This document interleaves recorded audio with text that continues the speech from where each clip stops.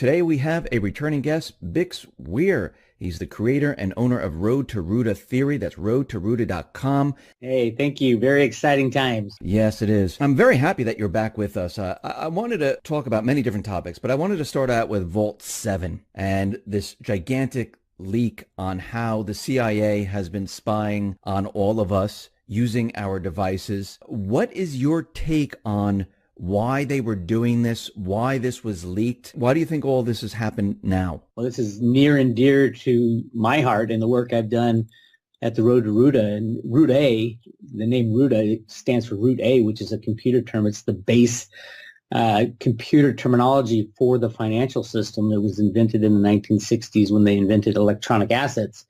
And I've gone through, those who have followed my work have gone through where electronic assets came from, who was in charge. Alan Greenspan is the guy who invented it.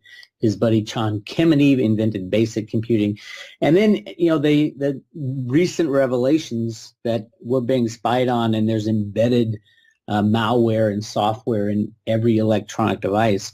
We've been hearing about that for years and years, but it really never came into the consciousness that your government or people within the embedded deep state of the CIA can and do watch you, listen to you, can interrupt your operation of your car if they choose to do so, and can take you out with a click of a mouse. It's very frightening to people, but a lot of people, just goes right over their heads and says, well, oh, of course they spy on us, it's Big Brother. But the invasiveness that this WikiLeaks stuff coming out, I think the real interesting thing about this, and I was talking to Cliff High about it, is that it's not only the information about what companies were involved and how it works, it's the code. It's the actual computer code that they embedded, which gives anybody who wants to counter that the ability and tools to do that. So when I originally saw it, I'm like, oh, we are absolutely screwed. Every single thing from our television to our laptop to our phone to our car, to our coffee machine that's computer controlled is watching us and can be altered and changed. But because we all have the code now and it is public knowledge, countermeasures can be taken, and there are already people starting to counter what was already embedded in these devices. Now it's going to change humanity greatly, knowing that everything you do is no longer secret, and it'll take years to either get new devices or put patches on so that the government is blocked from their invasive taxes. But also, we've got different people in charge now. And will the people behind Trump stand up and take these people out within the CIA? That now it is obvious. The wiretapping announcement that Trump made couldn't have been timed better, right before the release of facts and documents and the code that we are all wiretapped. So Trump was absolutely 100% right when he said Obama was wiretapping him, because we are all wiretapped. And that is what has just come out, and the mainstream media is blocking it still, but the ramifications of this are huge. And you would think, we discussed this prior to the interview, that people should be very angry about this, that, in your house, in the privacy of your home, in the privacy of your car, they're watching you, they're listening to you. Wouldn't you think that you would see protests and people out in the streets marching, saying this is not allowed because it's a violation of the Fourth Amendment? It's actually a violation of the Fifth Amendment, where they're using your personal property without compensation. We didn't give them permission to use our devices. Wouldn't you think that people would be out there protesting? Well, if it was Trump that had initiated it and started it and was out there doing it, yeah, you'd see the left out there protesting.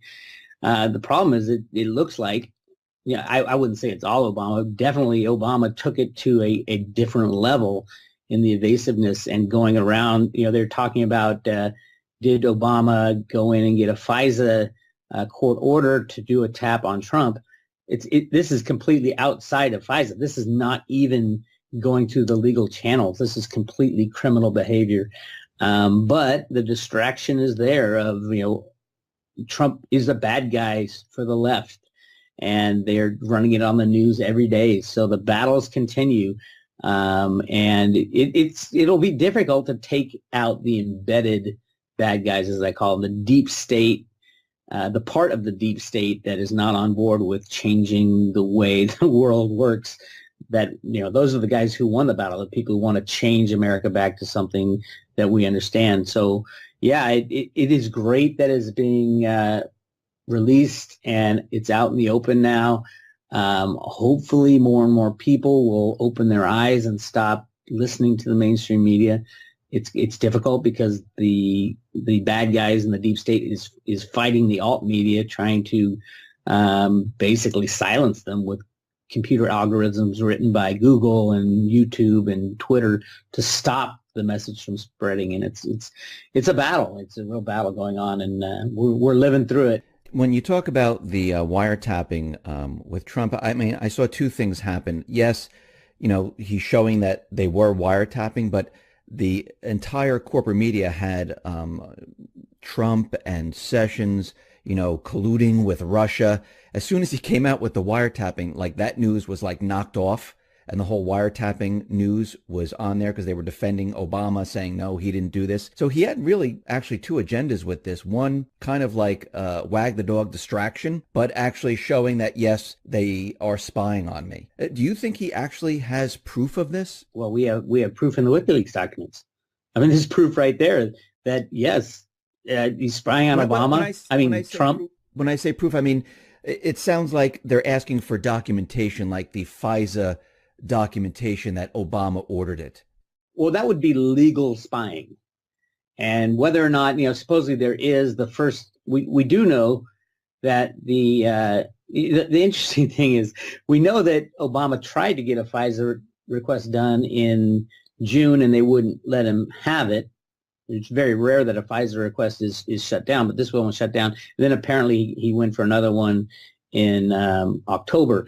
Yes, I do believe there is one. I believe that that was they were going to say, well, these other people within the Trump campaign are talking to the Russians about, basically, I believe they were talking to the Russians because the Russia was knee deep in taking down these bad guys as well. This has been a group effort. It's just not a small part of the United States, Secret Service or anything like that. This is a group global effort to take down the criminality within the U.S. government, within the European government. This is a global thing. And yes, they were coordinating with Russia. Putin is on the side of the good guys. Trump and the people he works with is on the side of the good guys. So of course they were colluding because you can't just be one guy, Trump, saying, oh, I'm going to take out the bad guys. They'd make you disappear in a blink of an eye. So yeah, but they probably got the FISA approval, and they probably were legally tapping Trump's phones, but they, who is it that's tapping the phones? These are the criminals that are being removed. And it'll be really interesting when that comes out. They're going to say, oh, well, they got a FISA approval because Trump was colluding with the Russians. That's the big meme that the left and the deep state that are entrenched are trying to play, because it's true. They were colluding with the Russians, but it's to take out the criminals. It's to take out the criminals within the United States and around the world. It did take a kind of a agreement between some very large nations to make this happen, and it's currently ongoing. I just wanted to change subjects right now to what Trump did in the Oval Office. And I want to get your take on what you think this means. He took a portrait of Andrew Jackson and hung it on the wall inside the Oval Office. You can actually see it behind him. Why do you think he took the portrait of Andrew Jackson and hung it on the wall? It was a sign. It was a symbol of what's about to happen to the banking system. We all know Andrew Jackson was very much anti-banks. He's the guy who fought the banks and well known for it. Obama administration is trying to take him off the $20 bill? That's correct. And that ain't going to happen. There's a new ruler in town, a new sheriff in town. But that's not the only thing he did. He also changed the curtains in the Oval Office. I think they were red before, but now they are gold. And what do you think that means? That means we're going back to some form of a gold standard, which is exactly what is foretold in the Federal Reserve Bank of Boston's the Road to Ruta comic books.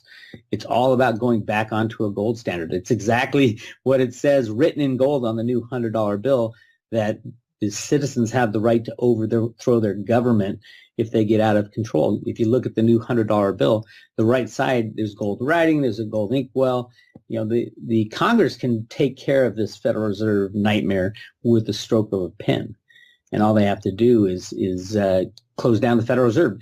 It is unconstitutional for anybody other than Congress to regulate money. That was never changed. The Federal Reserve Act was brought about in 1913 on December 23rd, when most of Congress was gone.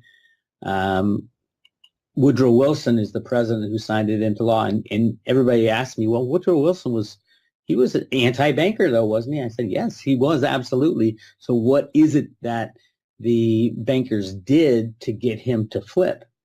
And I believe it has to do with this massive gold find that they found in the Grand Canyon and announced in the front page of the New York Times in June 2012. Billions of ounces of gold were found in the Grand Canyon, and it would have destroyed the monetary system. There was only about 100 million ounces at the time floating around as money, and we were on a gold standard back then. So yeah, it was extremely frightening for Woodrow Wilson to think that the monetary system would be literally destroyed and chaos would have hit all around the world had this huge gold mine been opened and mined for the gold. And it is still an area of the Grand Canyon that is off limits. There's a military base in there. The U.S. Marines are guarding it, and nobody is allowed to go in there. And it's one of those big secrets. It's why on the back of the $1 bill, you see the pyramid and the all-seeing eye and all that. There are pyramids within the Grand Canyon, very ancient pyramids that have been kind of destroyed and torn down over the years.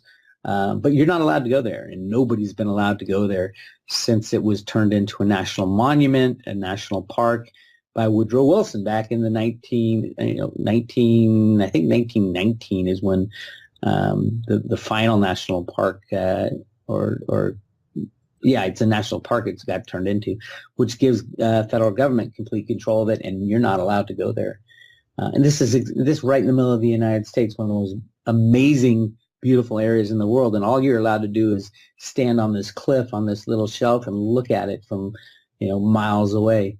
And that's what happened in the early days, and that's why the Federal Reserve was given the power to control our money, and they have taken that power and control and abused it beyond recognition. And but that was also the plan, is to run the system, unbacked fiat system, as long and hard as possible, soaking up all the benefits along the way, and then finally crash the system. And I think you're going to see March 15th is the debt ceiling deadline. That's kind of the gun goes off as far as destroy the currency, because they're not going to increase the debt ceiling this time, and there's going to be quite a brouhaha about that over the next 4 or 5 months. So you don't think that Trump and Congress, you don't think they're going to make a move on the debt ceiling? Because Trump wants to he wants to borrow $1 trillion for infrastructure spending. So he wants to spend. He's living up to the road to Ruta theory 100%. Spend as much as you can to destroy the dollar, and Trump knows exactly what's going on the gold manipulation side, on the silver manipulation side, on the guy he hired as his Treasury Secretary is a computer programming market rigger from Goldman Sachs. That was his job at Goldman Sachs. He was head of IT. Steve Mnuchin is a computer market rigger. He's a bad guy in my book, and I think he'll be the first one fired when the system starts going sideways. And now that we have all these codes, at least in WikiLeaks, I'm sorry for jumping around, but WikiLeaks says this is just 1% of what they're going to release, this latest release. And it was all the codes for the embedded spyware in all our electronics. Just wait till we get to releasing all the codes for computer market rigging and computer market manipulation.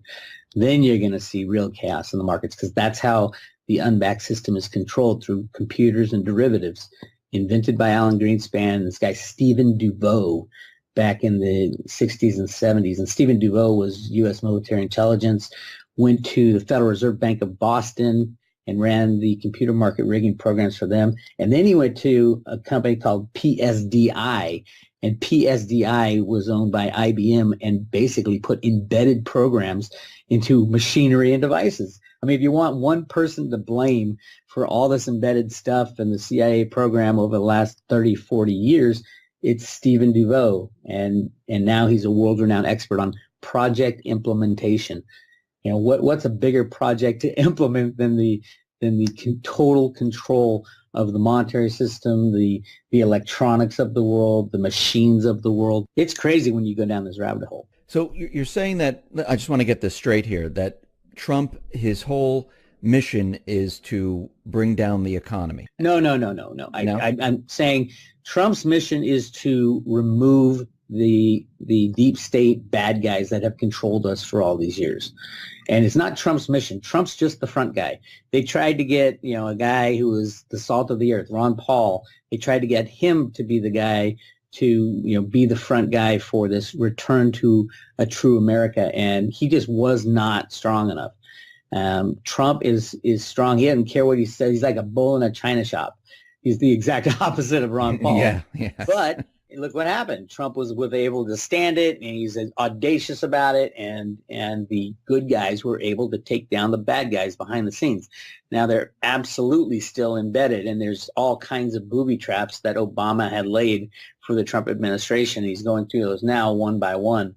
But Trump and the good guys have the final ace in the hole. And that is to reveal the truth about what goes on and what went on in the past, going down the pedophile issues and Pizzagate and like really, really intense things that, would shatter the mind frame of the liberal left. And Trump can show the world how this is all a game. It was all a setup to destroy our country, like they're destroying Germany right now by opening the borders. I know a lot of Germans who are moving to South America because they have lost their country, literally. And over the next few months, next 6 months to the next year, Germany will be a completely different place, completely overrun by different ideologies, and the melting pot of Europe is going to be a boiling pot, and the Germans are getting out. I just want to go back a second. You said that Obama set up like booby traps for Trump. Like, what do you mean by that? Well, one of the things he set up is who gets to see top secret data. And it used to be very controlled within the NSA, and you had to have all this clearance and encryption. And then like 16 days, I think it was, before Obama left, he made that information available to all the heads of all 16 departments. And so there's basically no way to track leaks because so many people have this top secret information, things like that. And the obvious spying in everything from our TV sets to our computers. There's different levels. There's the individuals spying on citizens, which, the individuals can get all outraged. That's not the big deal. It's spying on, Trump and his kids and the people behind Trump. They're on his laptop and they're on his iPhone. They can listen and watch everything he does and everything his people do. Every state head around the world.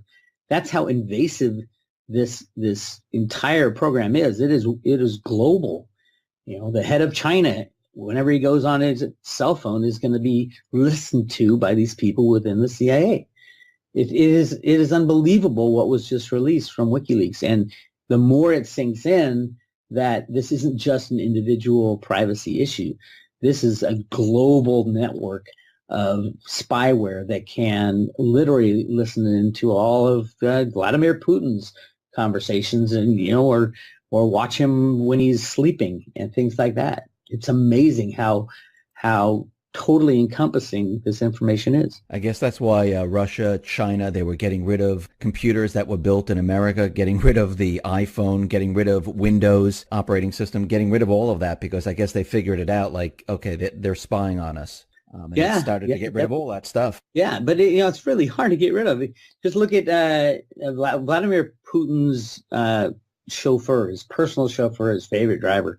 Was killed in a car accident, and they have video of it. It's basically on a 2-lane highway, or a two-way freeway with like 4 or 5 lanes on each side, but no real big median in the middle. And he's driving down the road, and all of a sudden his car turns left into the oncoming traffic.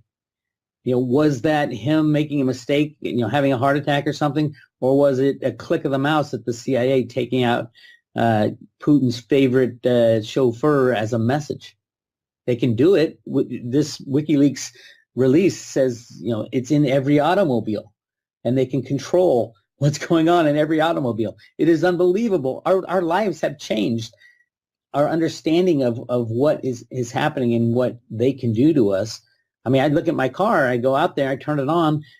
Any electronic wire, any electronic hard drive in there probably has this embedded software in it that can both, listen to what I'm doing or change the steering mechanism or mess with the brakes, all kinds of stuff. It's a mess. And this will never go away. It is embedded in everything. Now, there's people out there trying to, patch it up right now as we speak.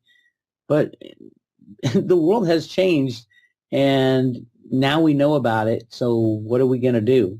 We're stuck in this odd, strange reality that we're going to have to live in with forever until everything is destroyed and started back up again. Kind of like the financial system, until it is completely destroyed and everybody loses everything in the unbacked electronic system. After that, we can move forward. But until that, it's always going to be messed up, always going to be concentrated into these black pools is where all the cash and money is now, hoarded away by the likes of JP Morgan and the banksters and things like that, and in offshore entities. So yeah, this is the transition.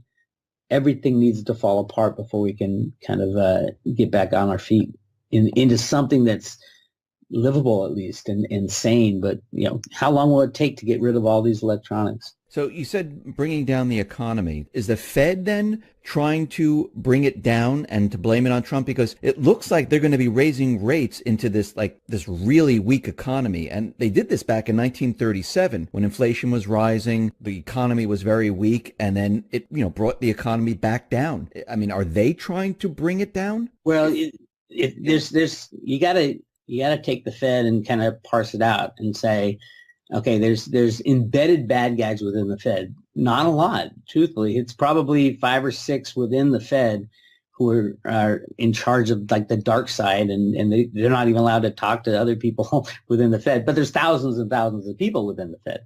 The question of who controls the Fed, ultimately, it is President Trump. He can go to the Fed and fire Yellen, or more importantly, fire Stanley Fischer, who actually runs the Fed. Stanley Fischer is the ex-Israeli central banker. Why he is our central banker, just because he has dual citizenship is beyond me.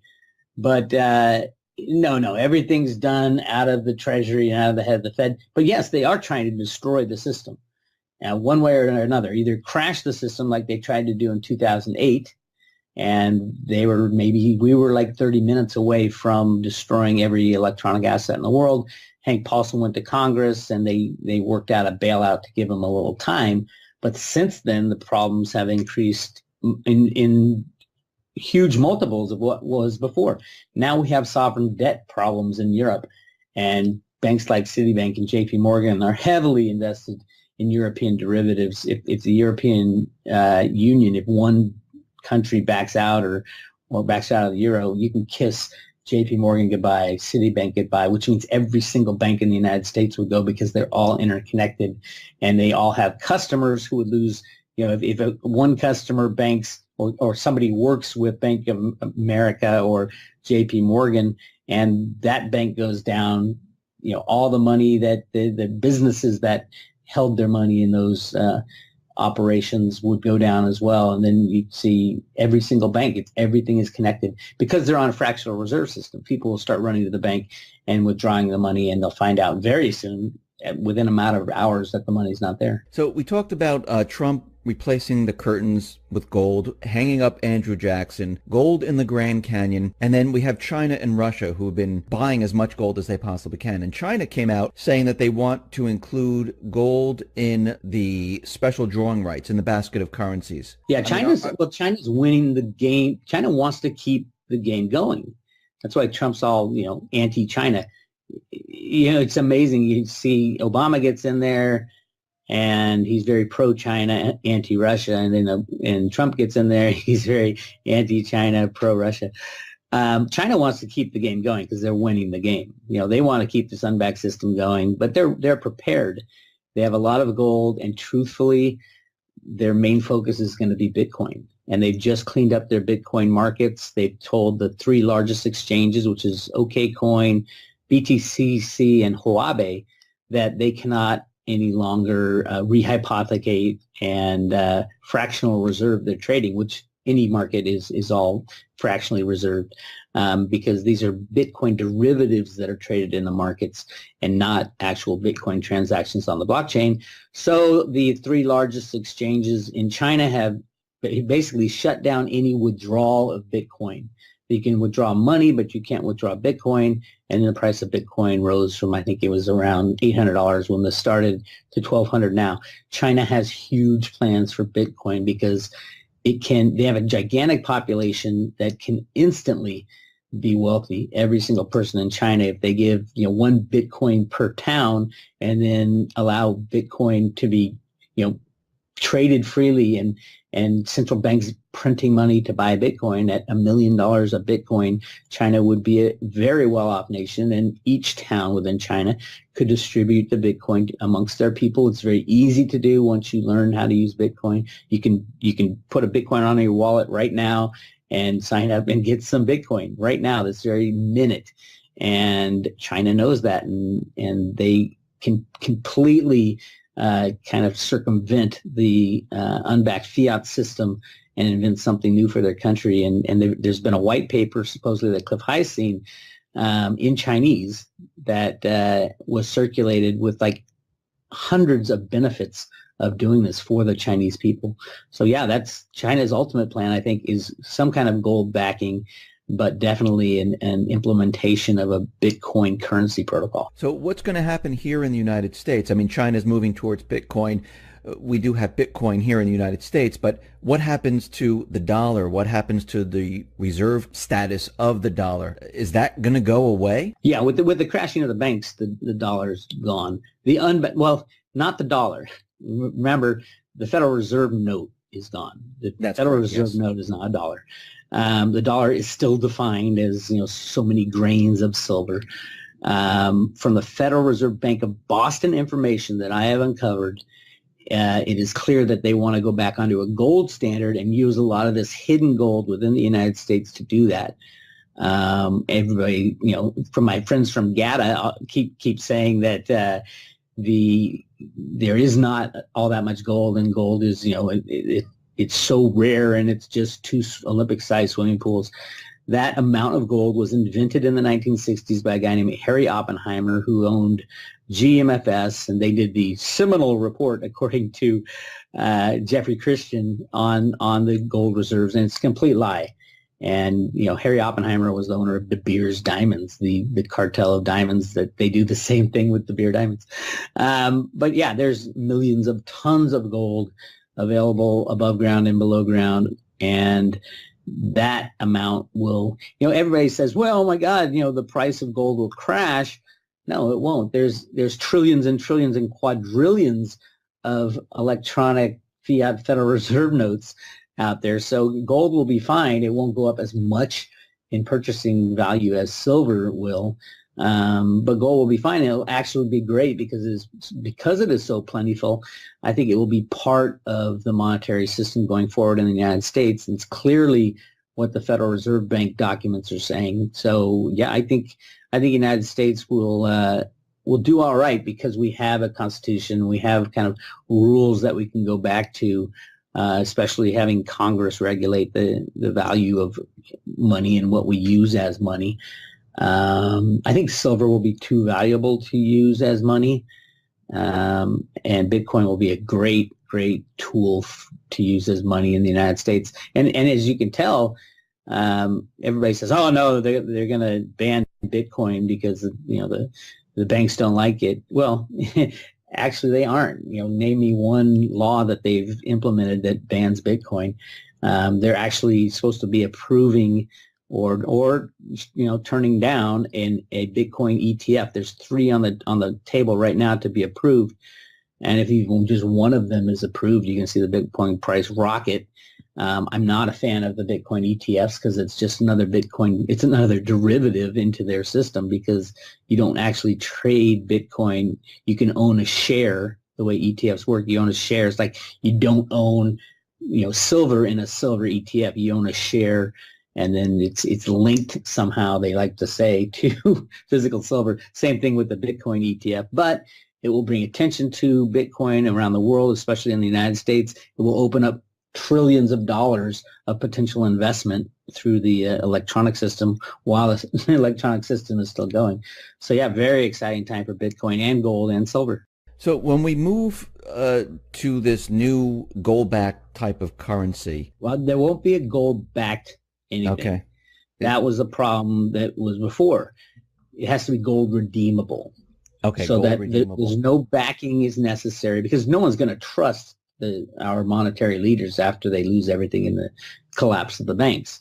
So the Fed documents show this very clearly, people walking into a bank exchanging physical gold coins for paper dollars so that dollars will be redeemable upon presentation at a bank. Okay, so before this happens, before we get to that point, in between the transition, how are they going to... Just where we are right now. Okay, we're in that but they haven't really done anything to the dollar yet. Everyone's still living and everyone still has the dollar. Everyone's still using the Federal Reserve note, I should say. But I think I would disagree with that. I would say they have done something. The dollar has lost 98, 99% of its purchasing value since its introduction.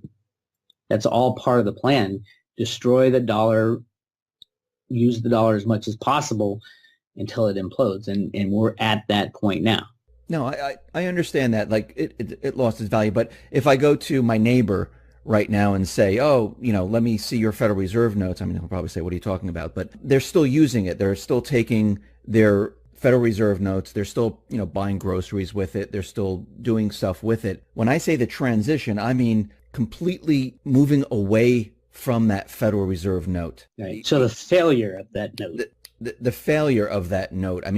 That's the transition I'm talking about. Like when that process is happening, what happens during that period of time? Well, obviously chaos. Obviously the banks will try to invent something new. They're talking about special drawing rights, having a global world reserve currency through the IMF. That won't go. That won't fly. They will try. And the moment it happens, it almost happened. We were 30 minutes away from it in 2008. Had Congress done what it should have done and not bailed out the banks, then that would be that moment. There would be no more electronic, or there would be paper bills out there. There's not many paper bills. Most people pay for things with electronic IOUs of Federal Reserve notes now. But it will come to Congress. That's exactly like 2008, except on a larger scale. Steve Mnuchin, the U.S. Treasury Secretary, will go to Congress and say, unless you give us $20 trillion to bail out the banks again, the system will implode and everybody will lose everything. Congress now has the people behind it. So angry at these bankers on both sides of the aisle, there will be no bailout. So what are the ramifications of no bailout? There is no money. There's nothing to exchange anything with. And that's when we have to decide how the Fed and the U.S. Treasury have been planning on this for a long, long, long time. At least since the 1970s is when the information from the Fed Boston came out. And there will be a lot of ways to go forward, and what will the people choose? And Alan Greenspan talks about this a lot in his book on asset allocation. If you need to allocate assets to your population, what's the best way to do it? His solution was an asset allocation model based not solely, but mainly on the Social Security system. Give people, allocate the new gold gold money in proportion to what they have bought into Social Security. That way you reward those who have worked the most and but everybody still gets something who's worked. And then you have a base level of giving out a certain amount to everybody so that society will function better, actually. Because remember, when the banks go down and you lose all these electronic assets, all the electronic debt goes away too. And the big problem with humanity now around the world is way too much debt. So it will be a debt jubilee, and we will start fresh. It'll be really exciting. I mean, when I'm just thinking to myself, when you're saying all this, I mean, all the programs that the government has, like food stamps, welfare, all the credit that, trucking companies use and corporations use, and all the pensions and everything. I mean, people are going to be completely shocked from this. I mean, you're telling me that, when he goes to Congress and asks for 20 trillion and they say no, we're going to have that, I guess, that aha moment, saying, whoa, and everything. I mean, you're saying everything's just going to come to a complete screeching halt. Yep.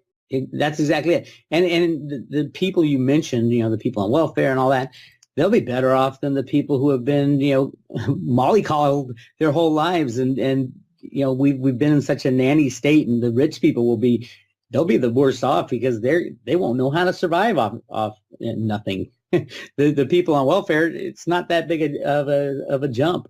But the people who are rich and wealthy and living the high life will have no more money. And it's down to, okay, what do we do going forward?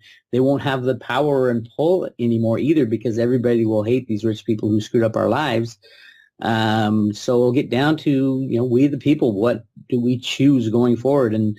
And most likely those in power now will not be the ones making the decision, because when this happens, it will also be exposed of their abuse of their power in the past. They're saying at least 1/3 of Congress will be taken out just for the pedophile stuff.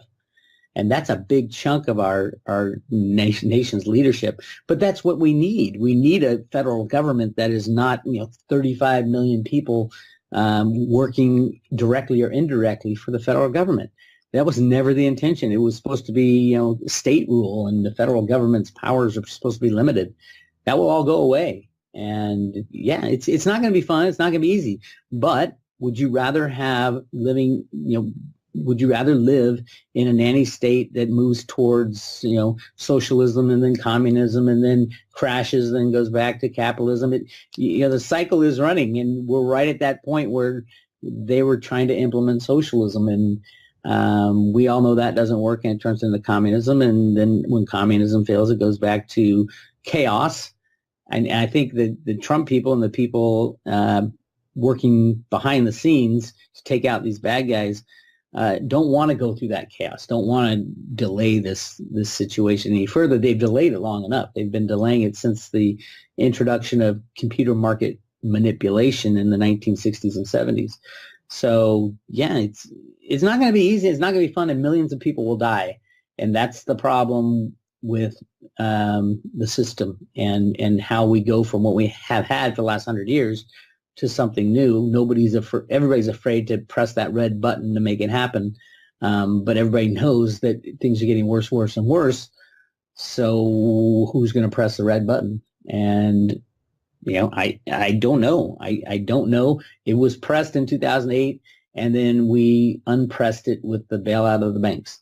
Do you think that there is support for another bailout in Congress of the banks? And I would say 100% hands down no matter what the consequences. People will not bail out the banks again. So, I mean, the debt ceiling, the whole thing comes up March 15th. And but that's not really a deadline. No, it's just yeah, I know it's that's when the Treasury Secretary has to shuffle things around. Right. But really importantly, the Treasury Secretary has to use money from the Exchange Stabilization Fund, which is like the kitty of where they rig the markets. So once they start using that money, and let's say they don't raise the debt ceiling. Now, many people think they're going to raise the debt ceiling and things are just going to go, as normal as they were before. Now, let's say they don't raise the debt ceiling and they start using the stabilization fund that they use to rig the markets. So the markets will no longer be rigged. So no.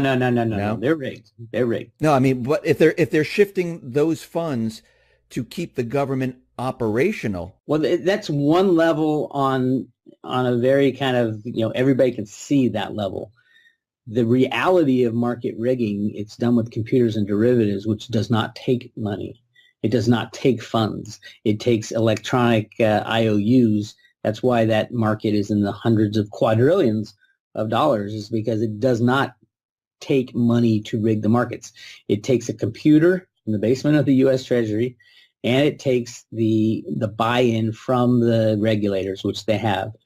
The Working Group on Financial Markets consists of the head of the Fed, the head of the U.S. Treasury, the head of the SEC, and the head of the CFTC. They're the ones who decide whether or not the market rigging continues, as it has done since the 1960s, or if it ends.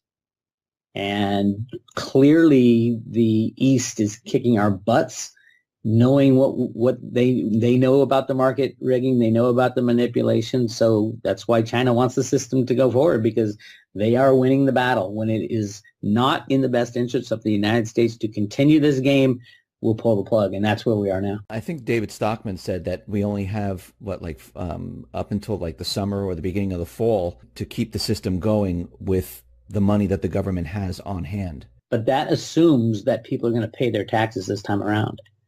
There is a huge movement to not pay taxes from the left because people hate Trump. And, people not paying their taxes on an individual basis is a problem for the person. People not paying their taxes on a countrywide basis in large masses is a problem for the government. So without taxes taxes have been declining coming into state and into federal all along. But true, but remember, their big chunk comes in every time on April 15th. Right. So if they don't get what they expect, this running out, if they don't raise the debt ceiling, this running out of money in the summer is based on the assumptions that the normal tax revenue is going to come in April. And there is a movement. It'll get bigger and bigger as we get closer to April 15th of people not deciding not to pay their taxes. And if you get enough people who decide not to pay their taxes, there's no way the government could go around, and audit and arrest millions of Americans. What will happen is, and the government will run out of money, according to the law. And that it's a great way to end the game, is just get a mass of people not to pay taxes. So you think from what you're saying here that we have until the summer, the beginning of fall, and then that's when it. I think that's too late. I think we're going to see the chaos start around March 15th. Chaos, monetarily. I think the Fed's going to be buying stocks as they usually do, and stock market could rise artificially. But that's been going on since the 70s. And I think we're going to have if Europe goes, everybody goes also. And Europe is on their knees, from Greece to Spain to Italy. The Italian banks are a mess. Any one of these could trigger the implosion of this Ponzi scheme. And then we go on, life goes on, and hopefully a majority of humanity will survive this transition. I'm not assuring anything. But part of what Trump's people are trying to do now, the reason they're allowing the rigging to go on in the markets, is they're trying to make a smooth transition. But the deep state is fighting it. Half of the country is up in arms. They want to open our borders and let everybody in, and because it's the moral thing to do. But they don't know the secret plan behind the scenes is that was all part of a plot to destroy American culture and America's ideals. And in religion, if you look at the amount of chaos that's going to cause, it's not good. It's not good going forward. And I think we're coming to very, very soon, within the next couple of months, a turning point where things start to break down and our federal government starts to break down, which I agree that it has to. It's just way too big and unconstitutional to have 35 million people working for the federal government. So it's we're at that point, and you can listen to the TV that says everything's wonderful, or you can listen to the alt media, which they're trying to silence, that says everything's not wonderful, and our lives are about to change drastically with this WikiLeaks announcement. it really gets to the heart of the situation that the computers have controlled our monetary system and spy on us all the time. And the more revelations, I think somewhere down the line, you're going to get revelations from WikiLeaks about the monetary computer programming. And it's clear to me that that's the kind of the final bullet in the holster that will take down everything. Bix, thank you very much for being on the X22 Report Spotlight. Once again, how can people see your work? Go to roadtoruta.com, put your email in. I also am doing a lot on YouTube now, almost daily YouTube reports on kind of what I see as interesting.